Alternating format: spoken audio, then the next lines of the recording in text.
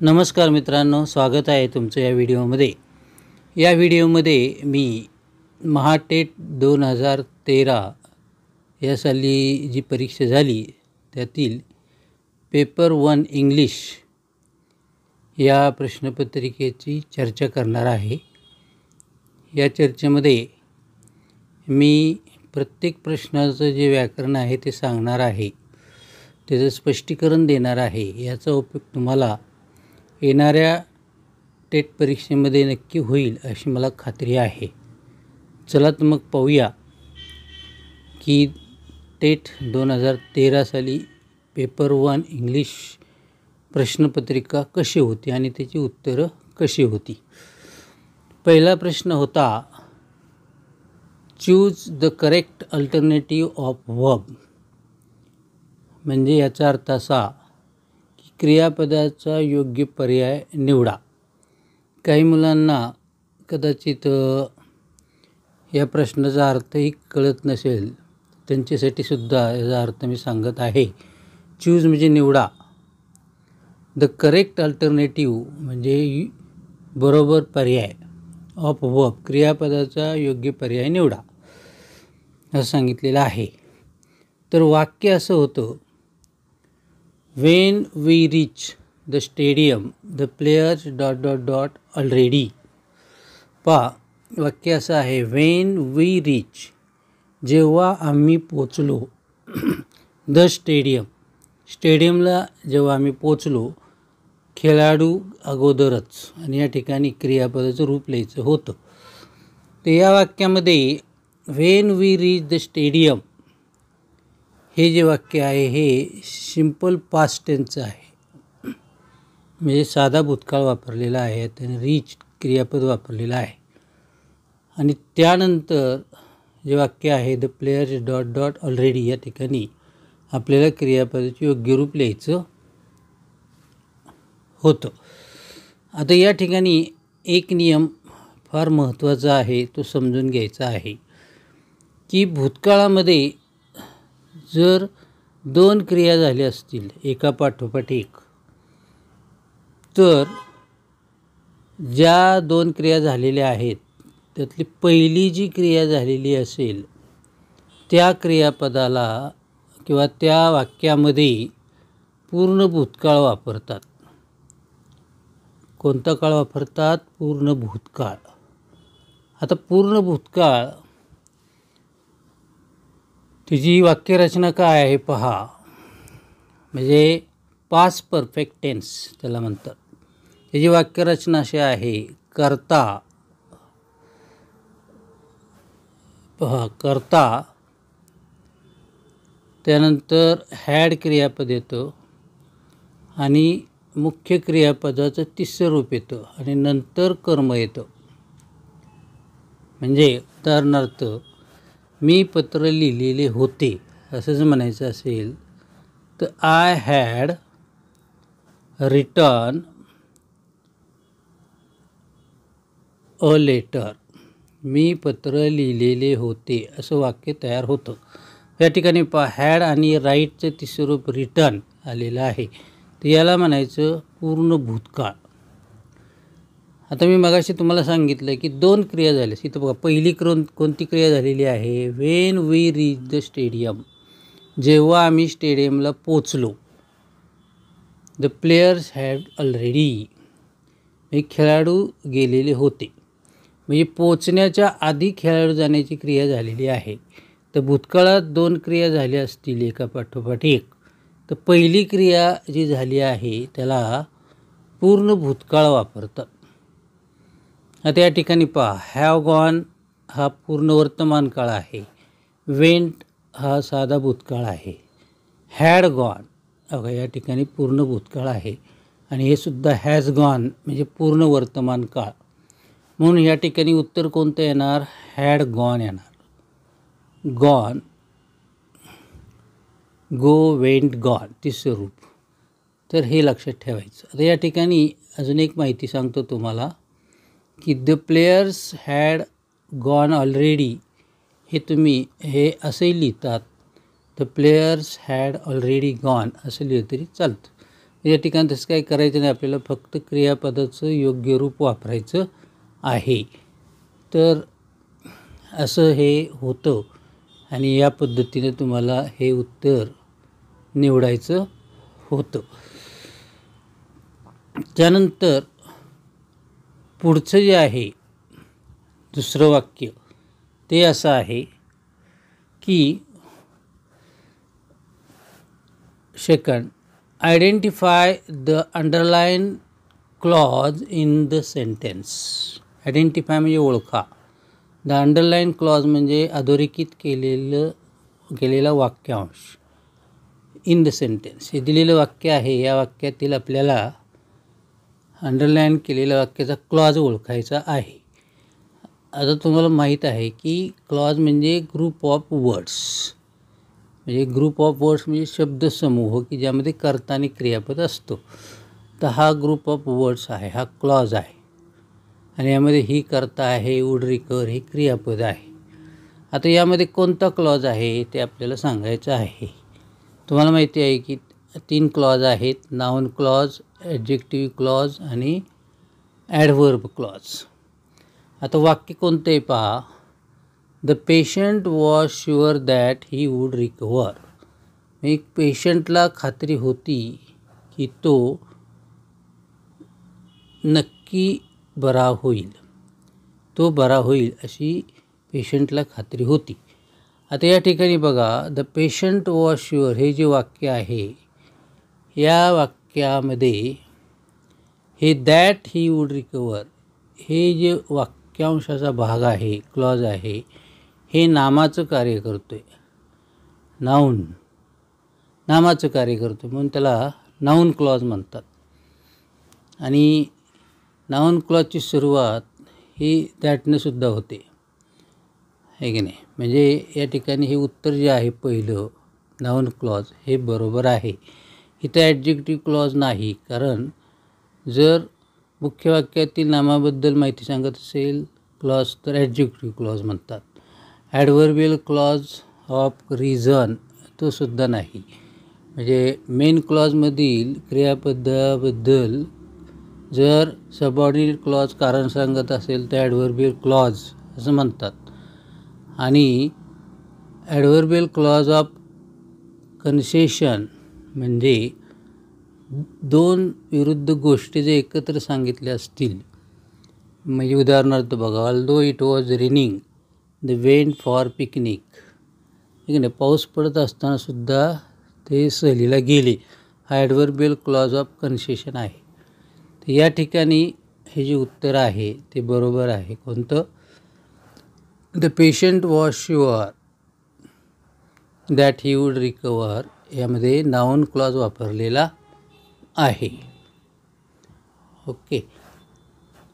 तर पुढचं जे आहे वाक्य ते असं आहे, तिसरं वाक्य पहा.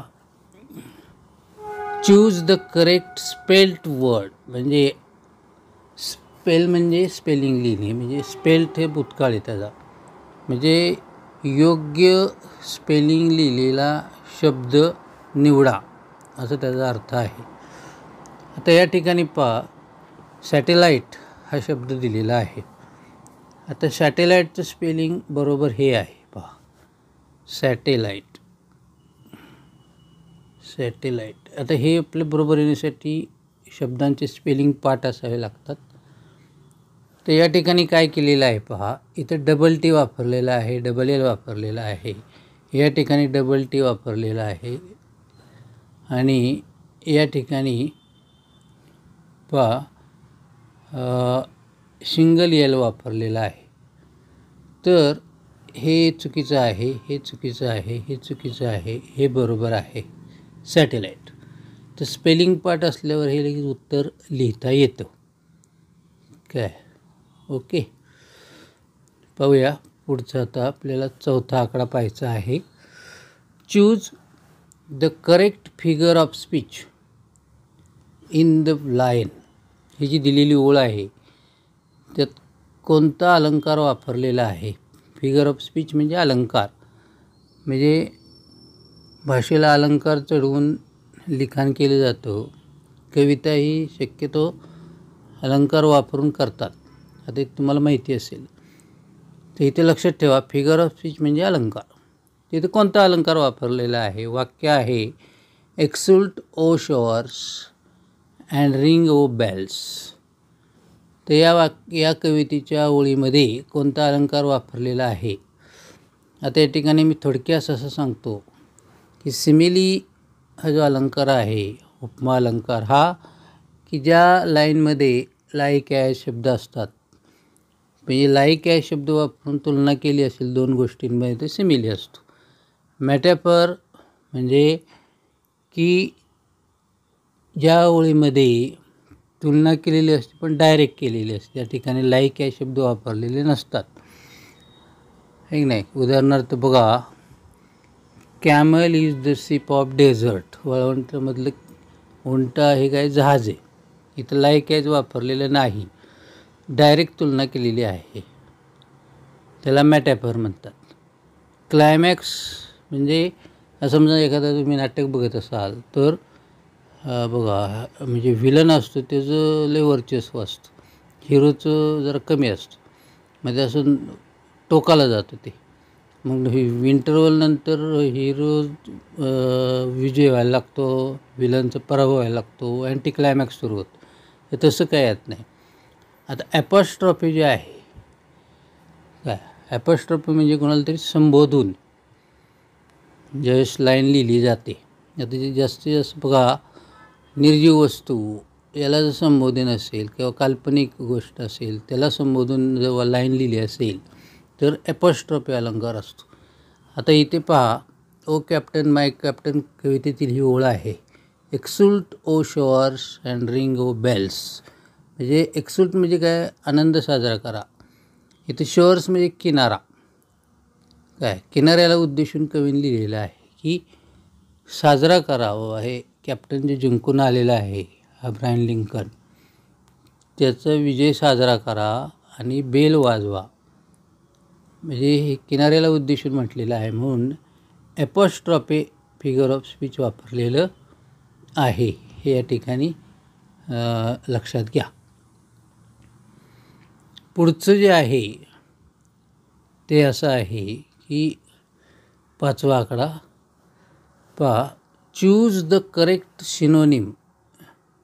म्हणजे या ठिकाणी आपल्याला समानार्थी, सिनोनिम म्हणजे वर्ड हॅविंग सेम मिनिंग, समानार्थी, आणि अँटोनिम म्हणजे अपोजिट मिनिंग, विरुद्धार्थी शब्द. इथं आपल्याला समानार्थी शब्द शोधायचा आहे आणि शब्द दिलेला आहे कम्बॅट. कम्बॅट, आता ह्याचा समानार्थी शब्द काय पहा, तर कम्बॅट म्हणजे फाईट, हे त्याचं उत्तर आहे. आता इथं बारीक फरक आहे पहा कसं. फाईट, कम्बॅट म्हणजे फाईट, लढाई, ओके. क्वारल म्हणजे भांडण, भांडण एखाद्या गोष्टीवरनं वाद निर्माण झाला की ते भांडण. फेड म्हणजे भांडणच परंतु दीर्घकाळ चाललेलं भांडण. आणि कॉन्फ्लिक्ट म्हणजे वाद या ठिकाणी. तर म्हणजे फाईटमध्ये शस्त्र वापरतात, काय हाताने मारतात, तर याला हा समानार्थी शब्द आहे. कम्बॅटला फाईट हा शब्द समानार्थी आहे, हे 3 नाहीत, हे लक्षात घ्या, ओके. पुढे 6वा जो आकडा आहे तो असा आहे, choose the correct assertive sentence of the given sentence. Assertive म्हणजे विधानात्मक वाक्य. पहा, विधानात्मक म्हणजे कसं बघा, आय कॅन प्ले क्रिकेट, असं वाक्य हे विधानात्मक वाक्य आहे. म्हणजे मी क्रिकेट खेळू शकतो, असं वाक्य. कर्ता, क्रियापद आणि कर्म, साधं वाक्य, म्हणजे असं प्रश्नार्थक नाही, उद्गारवाचक नाही, आज्ञार्थक नाही, तरी असर्टिव्ह सेंटेन्स. तर असं आपल्याला निवडायचं आहे. आता या ठिकाणी वाक्य दिलेलं आहे ते बघा, how can bugler open the window, हे प्रश्नार्थ वाक्य आहे, ते प्रश्नचिन्ह आहे पहा. तर याचं विधानात्मक वाक्य काय आहे, असर्टिव्ह सेंटेन्स काय आहे शोधायचं आहे. आता या ठिकाणी पर्याय दिलेले आहेत. No burglar couldn't open the window, हे काय त्याचं उत्तर नाही. म्हणजे no burglar couldn't open the window, हे तर कुडंट दिलेले आहे, त्यामुळं ना ते काय प्रश्नच येत नाही, भूतकाळ दिलेला आहे किंवा होत नाही उत्तर ते. The bugler can't open the window, हे त्याचं उत्तर आहे पहा. The burglar can't open the window, open the window, म्हणजे चोरटा खिडकी उघडू शकत नाही. आता हे जर बघा, आपण जर हे वाक्य वाचलं वरचं, how can any bugler open the window, म्हणजे समजा चोरी झालेली आहे आणि खिडकी तोडून चोराने सगळं घरातलं साहित्य घेऊन गेलेलं आहे. त्यांना आपण कोण बघायला आले काय म्हणतो, कसं काय हा चोरट्या खिडकी उघडू शकतो. म्हणजे त्या वाक्यातून ते असं म्हणायचं असतं की ही एवढी चांगली खिडकी, सुरक्षित खिडकी चोरट्या उघडूच शकत नाही, असं त्याला म्हणायचं असतं. म्हणून त्याचं उत्तर the bugler can't open the window असं असर्टिव्ह होतं. हा द बर्गलर करता, कांट ओपन कर्म हे क्रियापद आणि द विंडो हे त्याचं कर्म आहे. आता पुढे एक दिलेलं आहे पर्याय पहा. The burglar can open the window, हे काय होणार नाही. म्हणजे चोरटादार खिडकी उघडू शकतो, हे होणार नाही. The window can't be open by the burglar, म्हणजे या ठिकाणी तर नकार दिला आहे, पण ओपनचं ते स्वरूप दिलेलं नाही, म्हणून ते काय उत्तर होणार नाही. पॅसिव्ह वॉइसमध्ये ते स्वरूप लागतं क्रियापदाचं. तर हा जो अर्थ ह्यातून व्यक्त होतो तो ह्या वाक्यामध्ये बरोबर होतो. म्हणजे हे प्रश्न दुसरं उत्तर हे त्याचं करेक्ट ॲन्सर आहे.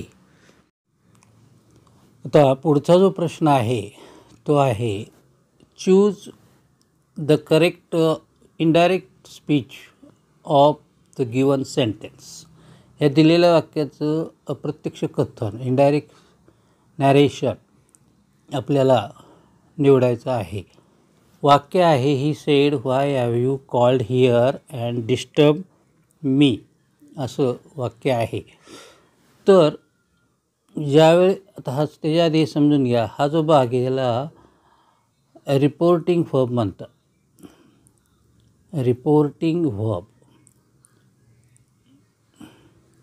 आणि हा जो भाग आहे have you called here and disturb मी, याला म्हणतात रिपोर्टेड स्पीच. तर इनडायरेक्ट करताना रिपोर्टेड स्पीच हे आज आपल्याला समजून घ्यावं लागतं. तर रिपोर्टेड स्पीच हा प्रश्न आहे. प्रश्नार्थक वाक्य असल्यावर इनडायरेक्ट कसं करतात हे आपल्याला समजून घ्यायचं आहे. आता या ठिकाणी बघा, जर प्रश्नार्थक वाक्य असेल तर इनडायरेक्ट करताना रिपोर्टिंग व्हर्बमध्ये आस्क वापरतात. म्हणून या ठिकाणी ही आस्क म्हणजे विचारणे, आस्कड विचारले म्हणून आस्क वापरतात. नंतर तुम्हाला माहिती आहे प्रश्न दोन प्रकारचे असतात, WH क्वेश्चन आणि येस नो टाईप क्वेश्चन. हा WH क्वेश्चन आहे. या ठिकाणी व्हाय, वेअर, व्हेन, व्हॉट, हाऊ असं आलं तर त्याला WH क्वेश्चन म्हणतात. तर ही दोन वाक्य जोडण्यासाठी इथंच जो WH शब्द आलेला आहे तोच वापरायचा, व्हाय. इथं व्हाय वापरला.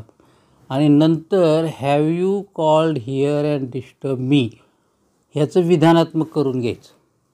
ह्याचं विधानात्मक हॅव यू कॉल्ड, ह्याचं विधानात्मक you have called, you have called here and disturb me असं आहे. बघा, हे विधानात्मक झालं. हॅव यू कॉल्डचं विधानात्मक you have called here and disturb me. आता इथे आपण बघा, ही आस्क व्हाय, नंतर हे जे आहे सर्वनामे ही बदलायची असतात. काय आता हे वाक्य हीनं म्हणलेलं आहे पण पुरुषाला म्हणलेलं आहे असं समजून घ्यायचं आपण. म्हणून यूच्या जागी ही येणार. प्रथम पुरुष सर्वनामं रिपोर्टिंग व्हर्बच्या कर्त्यानुसार बदलतात. द्वितीय पुरुष सर्वनामं रिपोर्टिंग व्हर्बच्या कर्मानुसार बदलतात. इथं कर्म दिलेलं नाही, आपण समजून घ्यायचं पुरुष आहे. आणि तृतीय पुरुष सर्वनामे बदलत नाहीत. मग हे द्वितीय पुरुष आहे, हे पुरुषाला बोललेलं आहे म्हणून ही वापरायचं. आणि या ठिकाणी मीच्या ऐवजी पुरुष असल्यामुळं हिम येणार. इथं द्वितीय आहे म्हणून सर्वनाम बदलताना सुद्धा द्वितीय वापरायची. तर हे सर्वनामाचा बदल झाला, क्रियापदाचा बदल करावा लागतो कारण इथे भूतकाळ आहे, ते सुद्धा भूतकाळ करावा लागतो.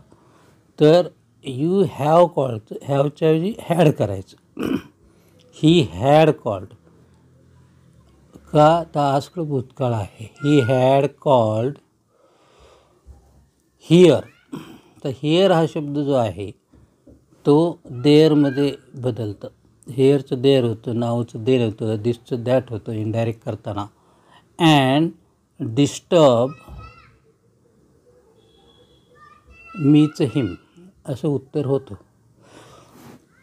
तर he ask why he had called there and disturb him, इथे शेवटी पूर्णविराम पाहिजे, प्रश्नार्थक नाही, कारण आपण वाक्य विधानात्मक केलेलं आहे. आता जे प्रश्नपत्रिकेमध्ये पर्याय दिलेत त्यामध्ये पहा, he ask why he has called. He हॅजचं हॅड व्हायला पाहतो पहिल्या पर्यायामध्ये, ते नाही. दुसरा पर्याय, he ask why had he called, या ठिकाणी प्रश्नच ठेवलेला आहे म्हणून याला प्रश्नचिन्हही नाही म्हणून हे सुद्धा उत्तर होत नाही. तिसरं वाक्य बरोबर आहे, he ask why he had called there and disturb him. चौथ्यामध्ये ही आस्क दॅट, इथं दॅट वापरत नाहीत.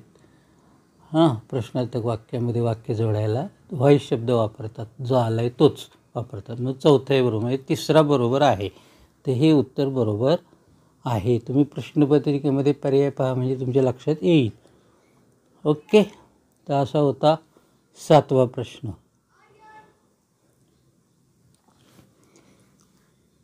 त्यानंतर पुढचा जो प्रश्न आहे 8वा, तो आहे select the correct neither nor answer of the given sentence. निवडा, सिलेक्ट करा योग्य नायदर नॉरचं वाक्य, ॲन्सर उत्तर निवडा. आता पहा, इथं वाक्य आहे, Vijayant didn't pay attention to parents, he didn't learn from teachers. म्हणजे विजयनने पालकांकडे लक्ष दिले नाही आणि तो शिक्षकांकडून काही शिकला नाही. आता हे जे वाक्य आहे भूतकाळाचे, म्हणजे उदाहरणार्थ पहा, ही वेंट समजा वाक्य आहे विधानात्मक, ह्याचा नकार कसा होईल, ही डिड नॉट गो किंवा डिडंट गो असं होतं. तसं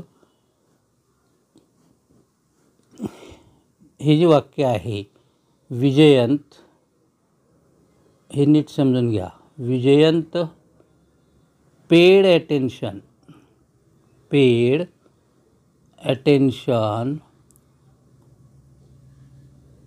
to parents.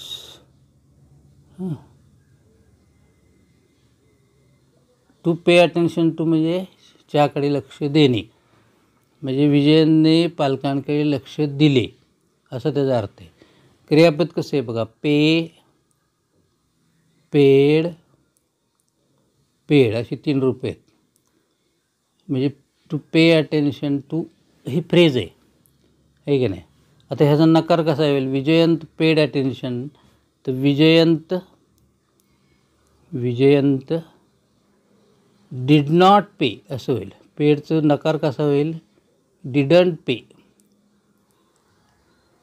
Attention to parents, विजयनने पालकांकडे लक्ष दिले नाही. हे जमलं पाहिजे तुम्हाला. नकार करता आला पाहिजे, नकार काढता आला पाहिजे. हे असा परत एकदा सांगतो बघा. आय डिडंट गो, म्हणजे आता हे जर नकार काढायचं म्हणलं तर कसं होईल, आय वेंट, आहे की नाही. गो वेंट गॉन अशी 3 रूपं आहेत ना. तर आय वेंटचा नकार डिडंट गो. तसं I paid attention to parents, I did not pay attention to parents. कारण नायदर नॉर वापरताना, नायदर नॉर म्हणजे हे नाही तेही नाही, यामध्येच नकार आहे. बघा, नायदर नॉरमध्येच काय आहे, नकार आहे. त्यामुळं दिलेल्या वाक्यामधील नकार काढावा लागतो. तर कसं काढायचं तुम्हाला सांगितलेलं आहे. बघा, आता या ठिकाणी विजयंत ह्या वाक्यामध्ये आणि ह्यातलं ही विजयंतबद्दल वापरलेलं सर्वनाम आहे.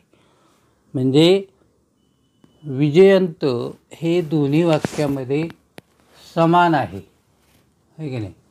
म्हणून आपल्याला लक्षात येईल की did not pay attention to parents आणि डिडंट लर्न फ्रॉम टीचर्स हे वेगवेगळे. तर आपण याला 1 नंबर देऊया आणि याला 2 नंबर देऊया वेगवेगळं म्हणून, आहे की नाही. ह्या दोन्हीमध्ये समान काय आहे, विजयंत हे समान आहे दोन्ही वाक्यामध्ये. हे एकत्र घ्यायचं असं, ही म्हणजेच विजयंत. आणि नंतर नायदर वापरायचं, नायदर, विजयंत नायदर. आणि मग ह्याचा नकार काढून टाकायचा. काय डिडंट पे अटेन्शनचा होकार काय, पेड अटेन्शन टू, ठीक आहे नाही. विजयंत नायदर पेड, डिडंट काढून पेड करायचं, पेड अटेन्शन टू पॅरेंट्स. आणि नंतर नॉर वापरायचं, नॉर. आणि नंतर हे डिडंट लर्न फ्रॉम टीचर्सचं काय होईल, नॉर लर्न. याचा भूतकाळ माहिती पाहिजे, कारण नकार काढून टाकायचा आणि डिड्यात टाकायचा, म्हणजे लर्न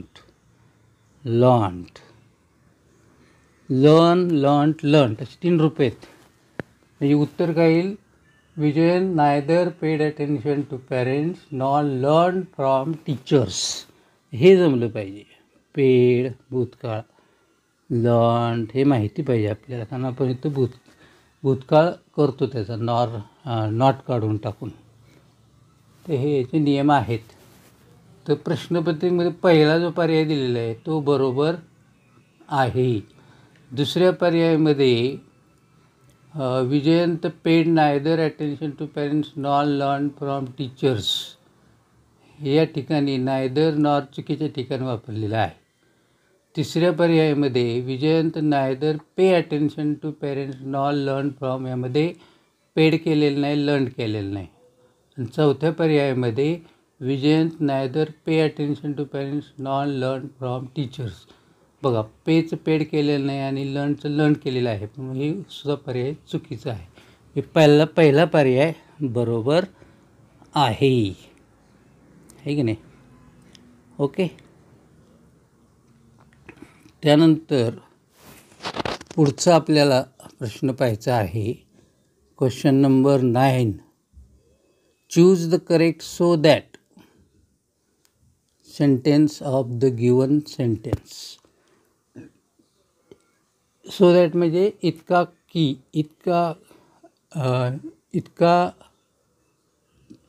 जसा अर्थ होतो. म्हणजे या ठिकाणी आपल्याला टू काढून टाकायचं आहे. हे पहा, म्हणजे ज्यावेळेस सो दॅट वापरायचं असतो त्यावेळेस आपल्याला टू काढून टाकायचं असतं. हे जोडी लक्षात ठेवा. म्हणजे सो दॅट वापरताना, एक मिनटं, सो दॅट वापरताना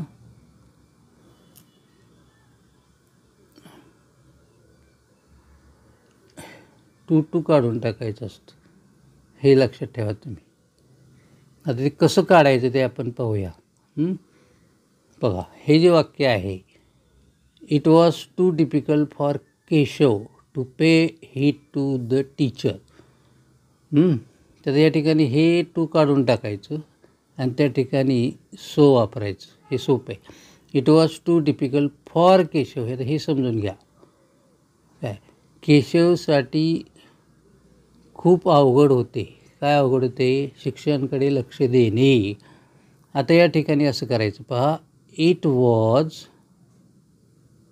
सो पुन्हा लिहितो. It was so difficult. इथं आल्यानंतर फॉर केशव म्हणजे केशवसाठी हे आपल्याला हे करायचं. तर इथं जर असं आलं, नाव आलं कोणाचं, तर फॉर काढून टाकायचं. काय, इट वॉज सो डिफिकल्ट आणि नंतर या ठिकाणी आपल्याला दॅट वापरावं लागतं. हे जे आहे दॅट, हे इथं वापरावं लागतं. दॅट लक्षात घ्या. It was so difficult that आणि नंतर इथं जी फॉर केशव आले त्याच्याऐवजी इथं नुसतं केशव लिहायचं. Keshav. It was so difficult that आणि या ठिकाणी मात्र कॅनॉट किंवा कुड नॉट वापरायचं असतं. कुडंट, कांट किंवा कुडंट वापरायचं असतं. आता इथं जर वर्तमान काळ आला तर कांट वापरायचं, भूतकाळ आला तर कुडंट वापरायचं. हे लक्षात ठेवा. आहे की नाही? वर्तमान काळ आला की कांट आणि भूतकाळ आला की कुडंट. आता इथं भूतकाळ हे वॉज हे भूतकाळ आहे म्हणून कुडंट वापरायचं. केशव कुडंट आणि मग राहिलेलं वाक्य लिहायचं. Pay heed to the teacher. Okay, हे असं वाक्य तयार करायचं असतं. म्हणून प्रश्नपत्रिकेमध्ये जो पहिला पर्याय दिलेला आहे तो बरोबर आहे. काय, आता दुसऱ्या पर्यायामध्ये फॉर केशव लिहिलेलं ते चुकीचं आहे. नुसतं केशव दॅट वापरलेलं आहे पण चुकीच्या ठिकाणी वापरलेलं आहे. तिसऱ्या पर्यायामध्ये जसं ते काय केले, फॉर केशव लिहिले आणि कांट वापरले, ते चुकले. चौथ्या पर्यायामध्ये नुसतं कुड वापरले, कुडंट नाही केलं म्हणून ते वाक्य चुकीचं आहे. आता तुम्हाला मी एक सोपं वाक्य सांगतो. समजा असं वाक्य आलं, असंच वाक्य घेतो. It was so difficult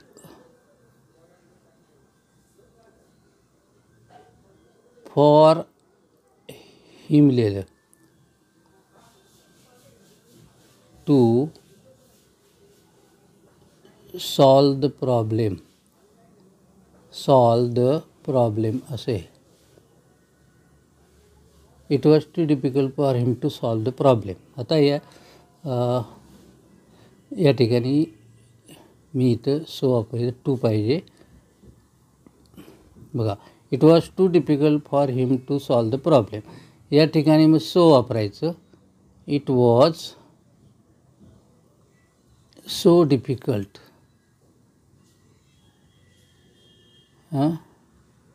for, आता इथं काय दिले, फॉर हिम असे. आता it was so difficult that हा शब्द वापरायचा. दॅट त्यानंतर फॉर हिमच्या ऐवजी ही वापरायचं. इथं फॉर हर आलं तर सी वापरायचं. फॉर देम आलं तर दे वापरायचं. हे लक्षात घ्या. इथं मला यासाठी मी वाक्य घेतलेलं आहे. आणि इथं फॉर केशव म्हणजे नाव आलं तर ते नाव वापरायचं. फॉर समृद्धी आलं तर इथं समृद्धी वापरायचं. फॉर हिम आलं तर ही वापरायचं. फॉर हर आलं तर सी वापरायचं. फॉर देम आलं तर दे वापरायचं. हे सांगण्यासाठी वाक्य घेतलेलं आहे. It was so difficult that he, आता इथं भूतकाळ आहे म्हणून इथं कुडंट, ह्या TO2च्या जागी कुडंट सॉल्व द प्रॉब्लेम असं येईल. आता इथे समजा इज आलं असतं इज, तर इथं आलं असतं कांट. काय कळलं का? तर असं आहे हे. ओके. नंतर पुढचा जो प्रश्न आहे 9 नंबरचा तो असा आहे, select the correct question tag. आपल्याला क्वेश्चन टॅग जे आपण म्हणतो ॲड क्वेश्चन टॅग ते फॉर गिवन सेंटेन्स, म्हणजे दिलेल्या वाक्याला क्वेश्चन टॅग कोणता येईल? तर हे जे वाक्य आहे, show me the way to the park, मला बागेचा रस्ता दाखव. आता इथं नियम असा आहे, आज्ञार्थी वाक्य असेल म्हणजे इम्परेटिव्ह वाक्य असेल, आज्ञार्थी वाक्य असल्यास नेहमी विल यू येतो, हे लक्षात ठेवायचं. हा क्वेश्चन टॅग येतो म्हणून हे वाक्य आज्ञार्थी आहे, म्हणून याचं उत्तर 4 नंबर विल यू येईल. आता विल यू का येतं? तर आज्ञा देणारा दुसऱ्याला देत असतो ना, समोरच्याला. ए बीला म्हणतो ना, ए म्हणतो बीला show me the way to the park, म्हणजे या ठिकाणी यू हा यू आपण ज्याला म्हणतो त्याला यू म्हणून हा एक ठिकाणी करता विल यू वापरतात. आणि एक इथं महत्त्वाचं सांगतो, जरी नकारार्थी आज्ञा असली, समजा डोंट गो देअर आहे वाक्य, समजा हे आज्ञार्थी आहे पण नकारार्थी आज्ञा आहे, नकारार्थी वाक्य आहे, तर याचासुद्धा क्वेश्चन टॅग नेहमी विल यू असतो, हे लक्षात ठेवा. वॉन्ट वगैरे काय करायचं नाही. होकारार्थी आज्ञा असो किंवा नकारार्थी आज्ञा असो, नेहमी क्वेश्चन टॅग विल यू येतो. म्हणून या ठिकाणी पर्याय क्रमांक 4 बरोबर आहे. पहिला ज्याला डोंट यू तर येणार नाही, विल यू मी येणार नाही, तिसरा विल आय येणार नाही, तर चौथा विल यू येतो. आता यामध्ये अधिक खूप सांगता येईल, पण या प्रश्नासंदर्भात मी सांगितलेलं आहे. काय आता पुढचा जो प्रश्न आहे 10 नंबरचा तो असा आहे, choose the correct passive voice of the given sentence किंवा सेंटेन्स. ह्याचा पॅसिव्ह व्हॉइस आपल्याला पाहिजे. आता तुम्हाला साधी वाक्य असेल तर करता येत असेल, पण इथं प्रश्नार्थक वाक्याचं पॅसिव्ह व्हॉइस करायचं आहे.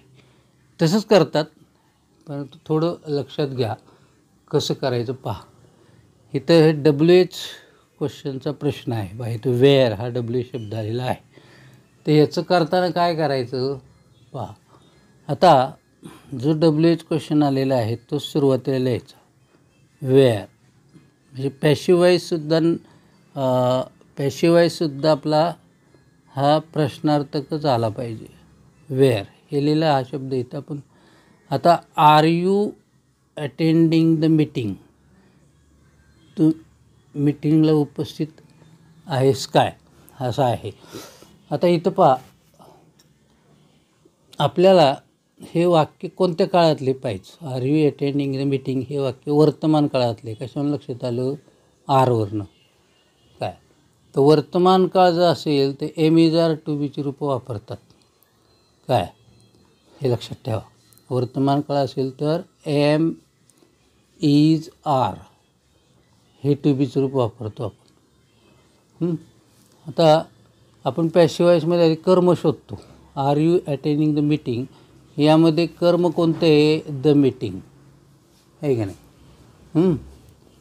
म्हणजे आता ह्याचं विधानात्मक केलं, are you attending the meeting, you are attending the meeting आहे की नाही, असं विधानात्मक होतं. तर या ठिकाणी वेअर वापरल्यानंतर आता मीटिंगनंतर काय येणार? मीटिंगनंतर टू बीचं रूप कोणतं येणार? एम नाही येणार, आर नाही येणार, एकवचनी आहे मीटिंग म्हणून इज येणार. मग ते इज इथलेच आहे की नाही. वेअर इज आणि नंतर कर्म लिहायचं. वेअर इज मीटिंग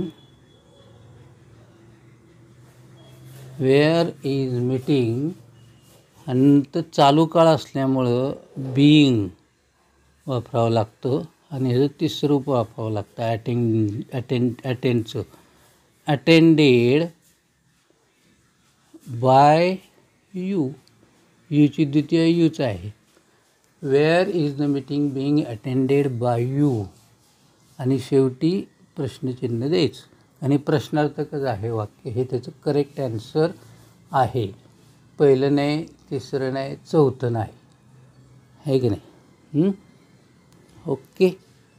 तर हे समजून घ्या. सुरुवातीला आपल्याला साध्या वाक्यांचं पॅसिव्ह वॉइस करता आलं की हे करता येतं. आता मी एक उदाहरण घेतो बघा. साधं वाक्य घेतो एक. You are eating a mango. हे वाक्य आहे समजा. तू आंबा खात आहेस. आता ह्याचं पॅसिव्ह वॉइस आपण कसं करतो? कर्म कोणतं आहे? A mango. आहे की नाही? A mango.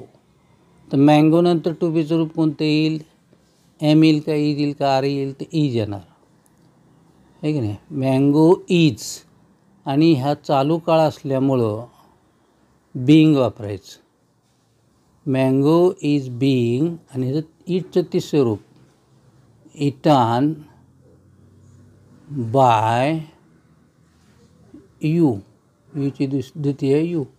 A mango is being eaten by you. चालू काळाला बीइंग आणि क्रियापद तिसरं रूप वापरतात, आहे की नाही? इथं टू बीचं रूप वापरतात. असं आहे की नाही? आता हेच वाक्य बघा. You are eating a mango. मी हे प्रश्नार्थक करतो. हो का? Why are you eating a mango. Why are you eating a mango असं आलं. आता तेच मगाचंच वाक्य आहे, पण मी प्रश्नार्थक केलं. आता हे व्हाय आहेच लिहायचं प्रश्नार्थक. व्हाय नंतर कर्म काय? A mango. व्हाय. पण प्रश्नार्थक असल्यामुळे टू बीचं मगाशी आपण a mango is being eating केलं का नाही? तर प्रश्नार्थक इज आधी घ्यायचं. Why is a mango. Why is a mango being eaten by you असं होतं. आणि प्रश्नचिन्ह. Why is mango being eaten by you अशा पद्धतीने करता येतं. त्यानंतर पुढचा जो प्रश्न आहे तो असा आहे. Choose the correct preposition. आपल्याला योग्य शब्दयोगी अव्यय निवडायचा आहे. आता यामध्ये वाक्य पहा. Quinine is an effective antidote malaria, आहे की नाही? आता क्विनाइन हे काय आहे? दक्षिण अमेरिकेतलं एक झाडाच्या सालीपासून जे औषध बनवतात त्याला क्विनाइन म्हणतात. आणि अँटीडोट म्हणजेच विषारी किंवा एखाद्या रोगाचा परिणाम होतो का नाही विषारी औषधाचा, त्याच्यावर हे उपयोगी आहे. त्याला औषधच म्हणायचं अँटीडोट, आहे की नाही? तर आता अर्थ समजून घेतला की लक्षात येतं बघा. Quinine is effective antidote malaria. आता हे म्हणजे या विरुद्ध औषध आहे ना, म्हणजे त्याच्या अगेन्स्ट काम करणारे. म्हणून या ठिकाणी बघा. टू म्हणजे कडे, इन म्हणजे फॉर म्हणजे च्यासाठी आणि इन म्हणजे आत. तर या ठिकाणी अगेन्स्ट म्हणजे च्या विरुद्ध काम करणार, मलेरिया विरुद्ध काम करणार. म्हणून या ठिकाणी हा अगेन्स्ट हा पर्याय बरोबर आहे. मग या ठिकाणी अर्थ जरा लक्षात घेतला की हे लिहिता येईल. नंतर पुढचा जो प्रश्न आहे 13वा तो असा आहे. Choose the correct exclamatory sentence of the given sentence. म्हणजे उद्गारवाचक वाक्य याचं काय होईल किंवा काय आहे ते निवडायचं. तर बघा, mister Sen was great educationalist. Mister Sen हे एक थोर शिक्षण तज्ज्ञ होते. आता तुम्हाला माहिती आहे की एक्सक्लेमेटरी सेंटेन्स हे वॉट किंवा हाऊनं सुरू होतं, हे की नाही, हे की नाही. आता ए असेल ना, ए ॲन असं असेल वाक्यात, तर वॉटनं सुरू होतं. ते नसेल तर हाऊनं सुरू होतं. हे तुम्हाला नियम माहिती असेल. म्हणून पर्याय जे दिलेले आहेत, तर पहिल्या पर्यायामध्ये सांगितले what great educationist mister Sen was, हेच उत्तर बरोबर आहे. ए असल्यामुळं वॉट, आणि वॉट ग्रेट एज्युकेशनिस्ट,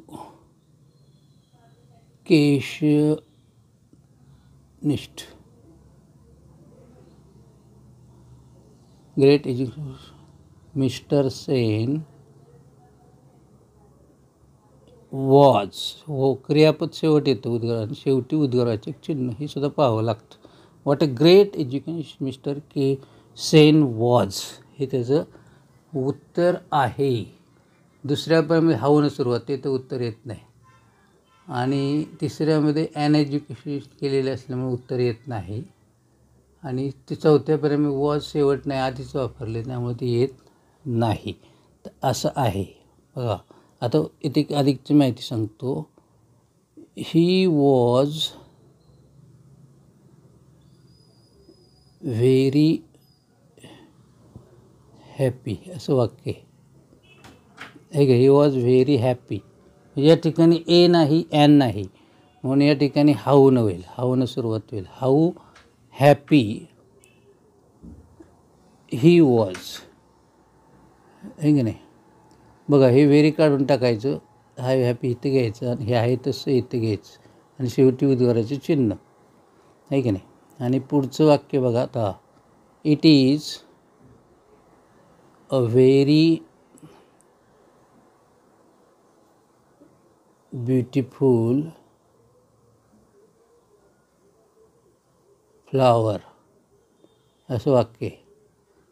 हे जर उद्गाराच कसं होईल, आता बघा हे आलं तर आपण वॉट व्हेरी काढून टाकायचं, हे आहे तसं इकडे घ्यायचं. इथे हे हा हे जो होतो वॉट नंतर लगेच घ्यायचा. What a beautiful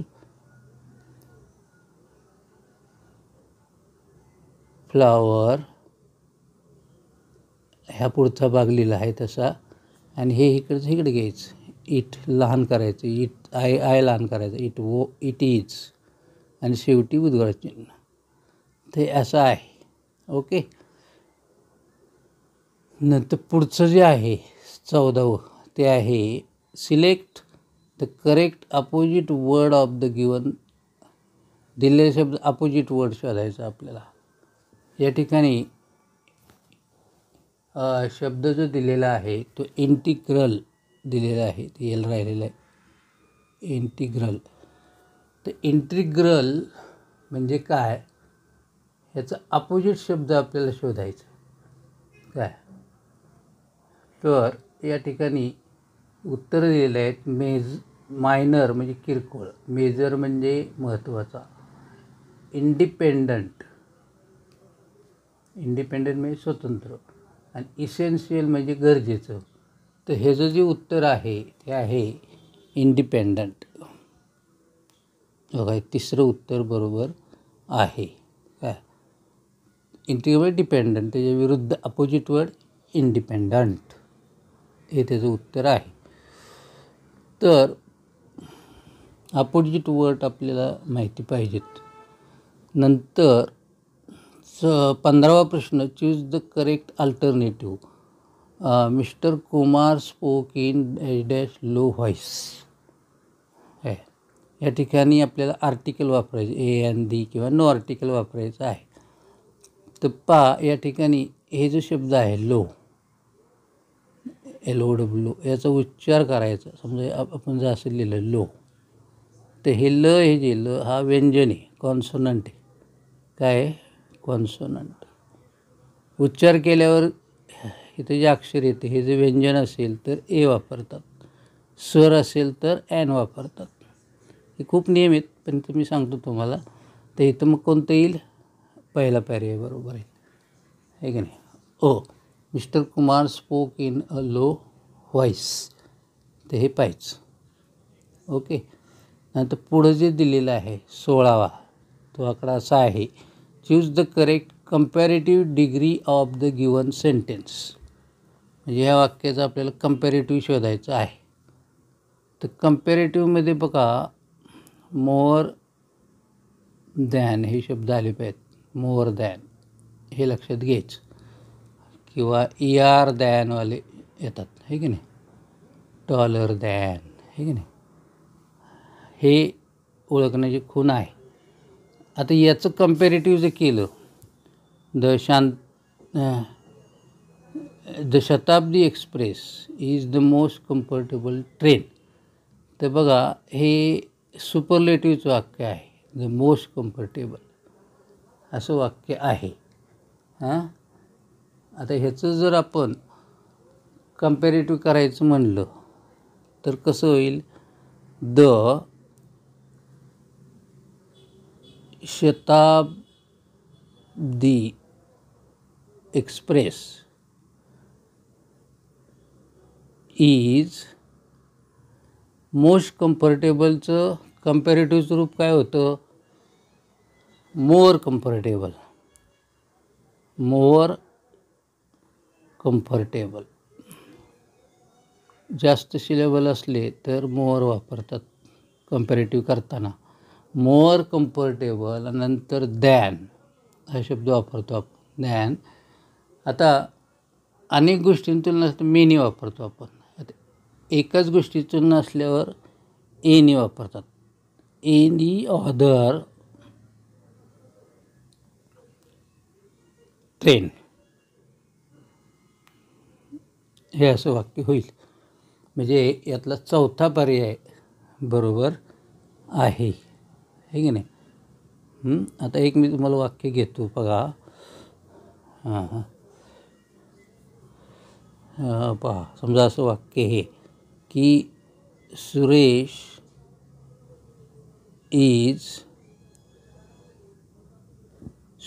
is the tallest boy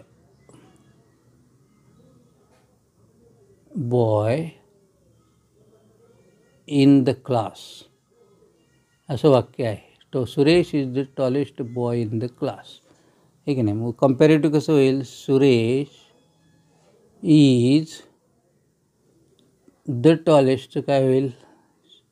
taller than any other boy in the class, असं होईल. एनी अदर, हे की नाही. ओके, ते असं होईल. तर ह्यामुळं हे चौथा पर्याय जो आहे तो बरोबर आहे. नंतर 17 नंबर जे आहे ते आपल्याला पाहायचं आहे. 17 नंबरचं वाक्य, choose the correct used to express to sentence of the given sentence. याचं युजर टू वापरलेलं वाक्य निवडायचं आहे. हे लक्षात घ्या. युजर टू किंवा वूड हे हॅबिच्युअल पास्ट, म्हणजे भूतकाळातील सवयीची क्रिया दाखवण्यासाठी हे वापरतात. हे सोपे, ह्यात काय विशेष अवघड नाही. या ठिकाणी फक्त वूडच्या ऐवजी युजर टू वापरायला पाहिजे. म्हणजे Rishikesh use to find a better way, हे असं होईल. Rishikesh used to find a better way, हे असं त्याचं उत्तर होईल. किंवा यूज टू आलं तर त्यावेळी तुम्ही वूड वापरू शकता. हे असं या ठिकाणी उत्तर आहे. यातला पर्याय दुसरा बरोबर आहे. पहिल्या पर्यायामध्ये वुड बी वापरले, युज टू बी वापरले. तिसऱ्या पर्यायामध्ये तसंच केलेलं आहे. चौथ्या पर्यायामध्ये विल वापरले आणि युज टू दोन्ही वापरले. तर दुसरा पर्याय बरोबर आहे. त्यानंतर पुढचं जे आहे 18 नंबर ते वाक्य आहे, choose the correct no sooner sentence of the given sentence. म्हणजे नो सूनर दॅन अशी वाक्यरचना असते. तर नो सूनर दॅन हे ॲज सूनच्या वाक्यात किंवा व्हेनच्या वापरात वापरतात. इथे व्हेनसुद्धा येऊ शकतं. तर हे वाक्य करताना ॲज सूनच्या जागी नो सूनर वापरायचं. नो सूनर ॲज सून काढून टाकायचं. आता हे जे महत्त्वाचं आहे, कर्ता आणि क्रियापद हे फार महत्त्वाचं आहे. हे जमलं की जमलं तुम्हाला. आता इथं वाक्य काय आहे, as soon as Shrinath put step into the class the children became silent. म्हणजे भूतकाळ आहे, बिकेम हे आलेलं आहे. तर पुटचे तिन्ही रूपं कशी आहेत, समान आहेत. पुट पुट पुट किंवा shut shut shut, hit hit hit येते की नाही. तर पहिलं रूप आणि दुसरं रूप दोन्ही समान आहेत. म्हणजे वर्तमानकाळी रूप आणि भूतकाळी रूप समान आहेत. पण आता या ठिकाणी भूतकाळ आला कशावरून ओळखला आपण, तर ह्या बिकेमवरनं ओळखलं. कारण बिकेम हा बिकमचा भूतकाळ आहे. तर हे जोडावं लागतं असं. मग आता इथं का हे ओळखायचं, वर्तमानकाळी रूप आहे का भूतकाळी रूप आहे. कारण या ठिकाणी आपल्याला ॲज सूनच्या जागी नो सून वापरल्यानंतर डू, डज, डीड आणि सहाय्यकारी क्रियापद वापरावं लागतं. आता या ठिकाणी काय वापरायचं, तर हे पुट हे भूतकाळी रूप आहे म्हणून डीड वापरायचं. काय डीड, नो सूनर डीड. लक्षात घ्या कसं बघा सांगतो तुम्हाला. No sooner did. आता डीड काल सांगितलं तुम्हाला. नंतर करता Shrinath, no sooner did Shrinath. आता पुढचं वर्तमान काही रूप वापरायला लागतं ना डीड वापरल्यानंतर, तर तेच आहे पुट. स्टेप कॉमापर्यंत लिहायचं. Step into the class आणि हा जो कॉमा आहे या ठिकाणी दॅन वापरायचं. दॅन पुढं काय बदल करायचा नाही. काय than children became silent. Children became silent. या बिकेम आहे तसं ठेवायचं. हे लक्षात ठेवा. हे मुख्य बदल हा इथे आहे बघा, इथे अलग लक्षात. तर जो पर्याय दिलेला आहे चौथा बरोबर आहे. वर थोडेफार बदल केलेला आहेत. हे पहिल्या वाक्यात डू वापरले आहे की नाही. दुसऱ्या वाक्यात नो सुनानंतर श्रीनाथ वापरले. तिसऱ्या वाक्यात नो सुना डू वापरले आहे की नाही. मग चौथा वाक्य मात्र बरोबर आहे की नाही. ते हे लक्षात ठेवा तुम्ही. हे बारीक बघावं लागतं. पुढचं जे आपलं आहे तो आहे 19वा प्रश्न. Choose the correct unless sentence of the given sentence. अनलेसचं वाक्य आपल्याला हे करायचं आहे. बरोबर वाक्य काय, आता बघा इथं I shall not forgive him if he does not इथं वापरायचं आपल्याला. इफ नॉटच्या जागी अनलेस वापरतात, लक्षात घ्या. इफ नॉट या जागी अनलेस वापरतात. अनलेस आणि इफ नॉटचा अर्थ एकच आहे की नाही. अनलेस इफ नॉट आणि अनलेसचा अर्थ एकच आहे. आता इथला बदल महत्त्वाचा आहे. हे पहिलं आहे तसं येतं. आय शाल नॉट फॉरगिव्ह हिम.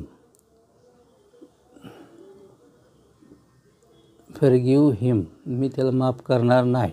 बघा आता या ठिकाणी हे जे आहे if he does not apologise आहे की नाही. याचा होकार करता आला पाहिजे तुम्हाला. मग आता होकार करताना इफ काढून टाकायचं, नॉट काढून टाकायचं आणि हा डज असल्यामुळे त्याला येस येस लावायचं. मग काय होईल, अनलेस करता ही, अनलेस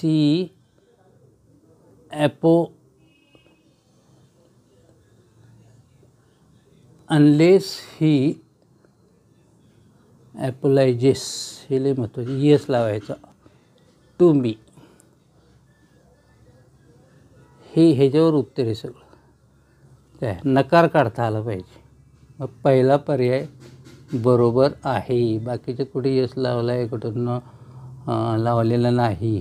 काय तर हे जमलं पाहिजे. पहिल्या पर्यायाप्रमाणे उत्तर देता आलं पाहिजे.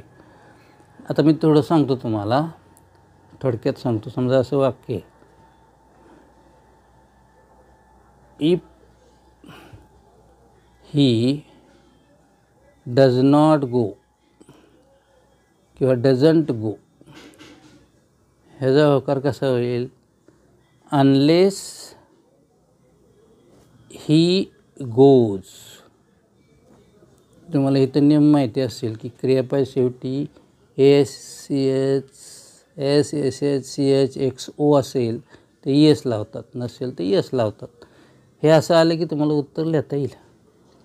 इफ काढून टाकायचं, डच काढून टाकायचं, नॉट काढून टाकायचं, येस येस लावायचं. समजा इफ आय डू किंवा don't study, if I don't study, त्याचं कसं होईल, अनलेस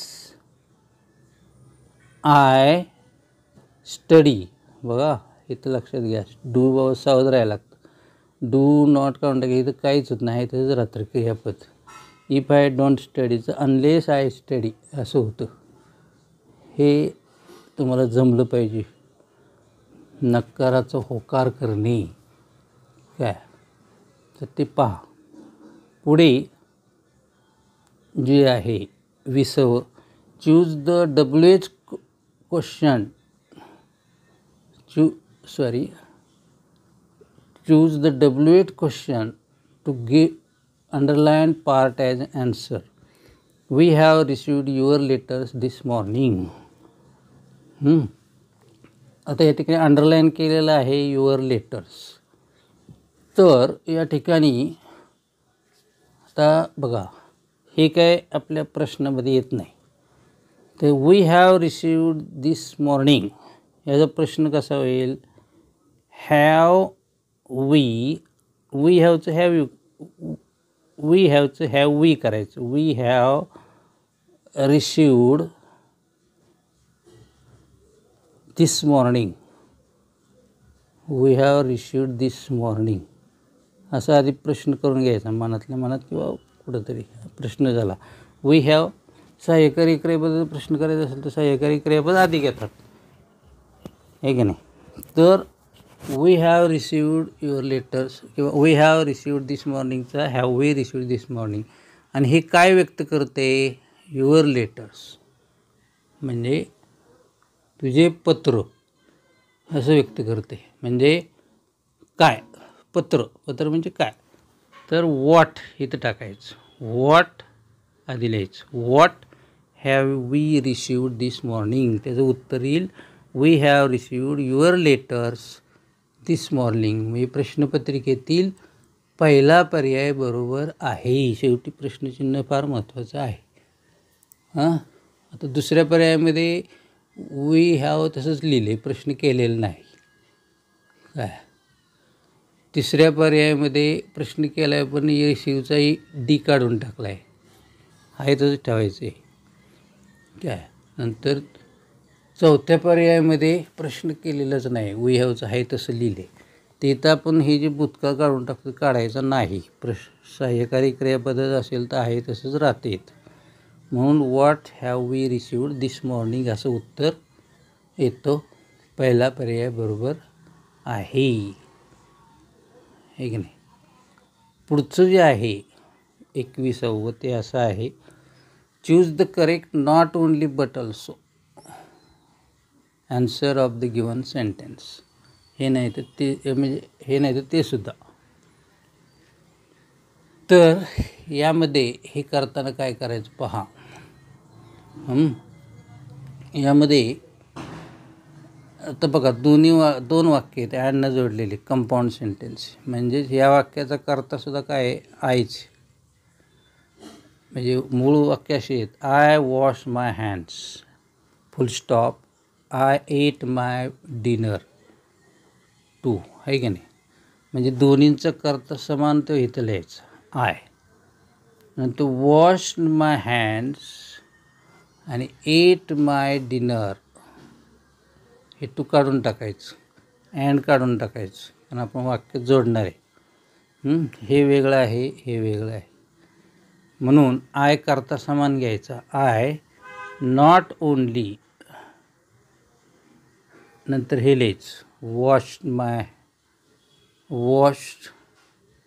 माय हँड्स, नंतर बट ऑल्सो लिहायचं, but also eight my dinner,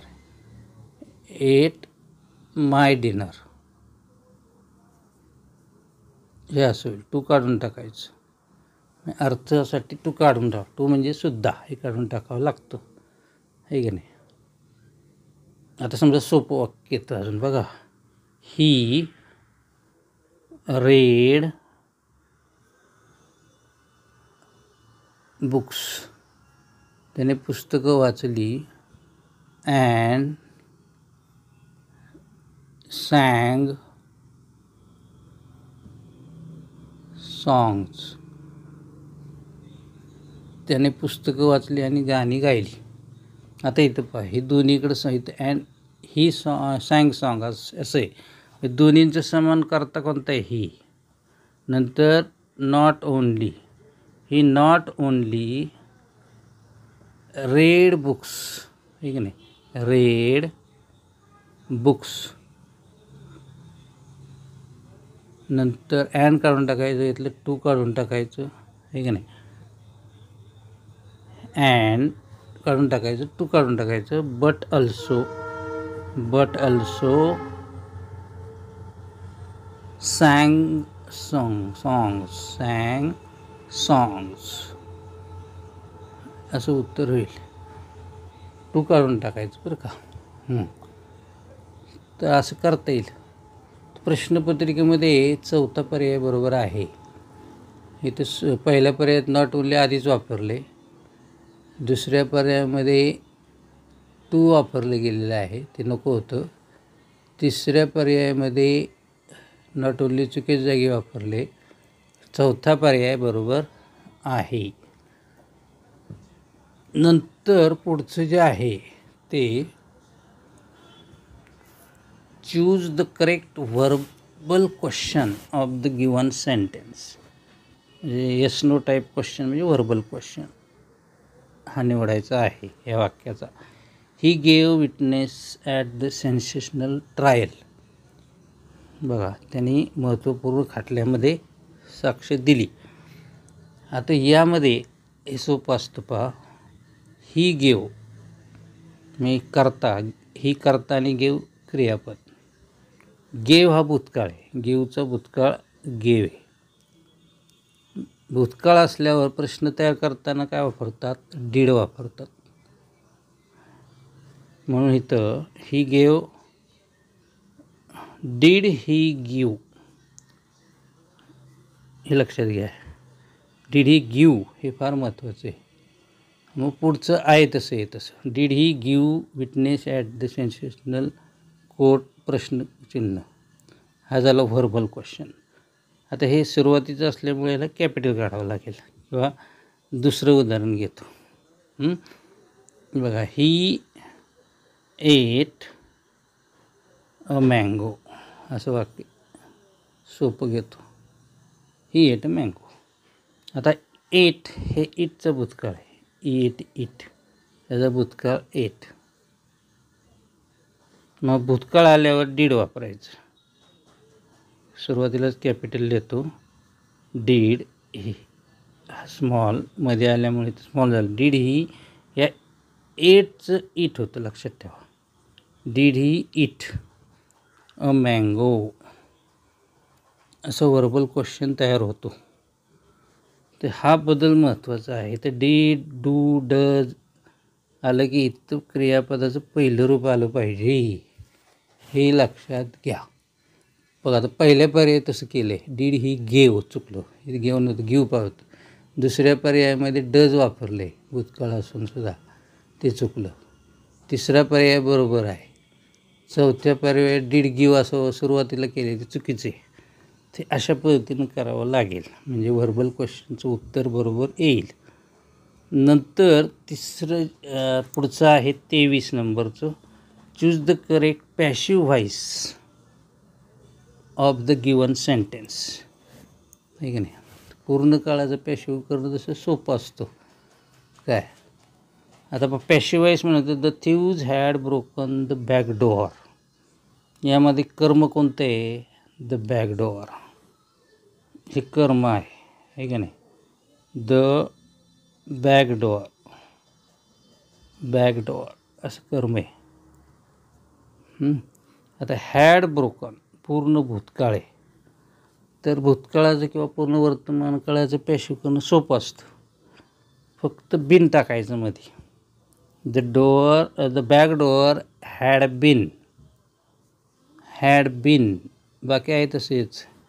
broken तिसरं रूप आहेच, पॅशिव्ह तिसरं रूप असतं, तिथं आहेच तयार. ब्रोकन, नंतर बाय हे प्रिपोजिशन, बाय द थीव्ज, थीव्ज आहे की नाही, आहे की नाही. ओके, ते सोपं आहे. हॅड बीन, फक्त बिन आलं पाहिजे पूर्ण भूतकाळ पूर्ण वर्तमान काळामध्ये. आता समजा बघा वाक्य मी पूर्ण वर्तमान काळाचं घेतो. I have studied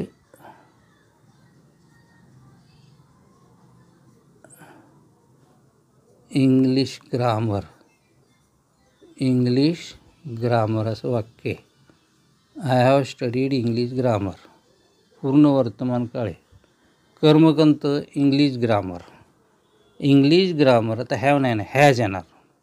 has been studied by me असं होईल, ठीक नाही.